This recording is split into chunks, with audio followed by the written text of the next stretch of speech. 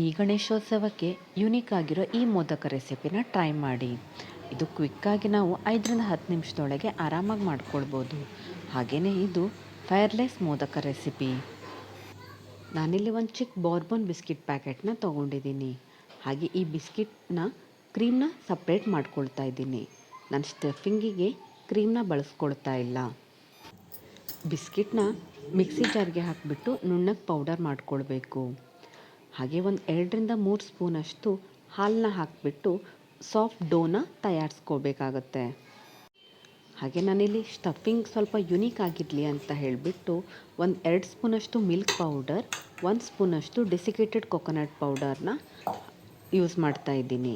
ಸ್ವಲ್ಪ ಹಾಲು ಹಾಕಿ ಇದ್ರದ್ದು ಒಂದು ಸಾಫ್ಟ್ ಡೋನ ತಯಾರಿಸ್ಕೊಳ್ಬೇಕು. ಗ್ರೀಸ್ ಮಾಡಿರೋ ಮೌಲ್ಡ್ಗೆ ಬಿಸ್ಕಿಟ್ ಡೋ ಹಾಗೆಯೇ ಸ್ಟಫಿಂಗ್ ಹಾಕ್ಕೊಂಡು ಪ್ರೆಸ್ ಮಾಡಿಕೊಂಡ್ರೆ ಆಯಿತು. ಪ್ರತಿ ಸಲ ಒಂದೇ ರೀತಿ ಮೋದಕ ಟ್ರೈ ಮಾಡೋ ಬದಲಿಗೆ ಯುನೀಕ್ ಆಗಿರೋ ಈ ರೆಸಿಪಿನ ಒಂದು ಸಲ ಟ್ರೈ ಮಾಡಿ. ಹಾಗೆಯೇ ಈ ಸಲ ಹಬ್ಬದ ಸಂಭ್ರಮವನ್ನು ಇನ್ನಷ್ಟು ಸಿಹಿಯಾಗಿಸಿ.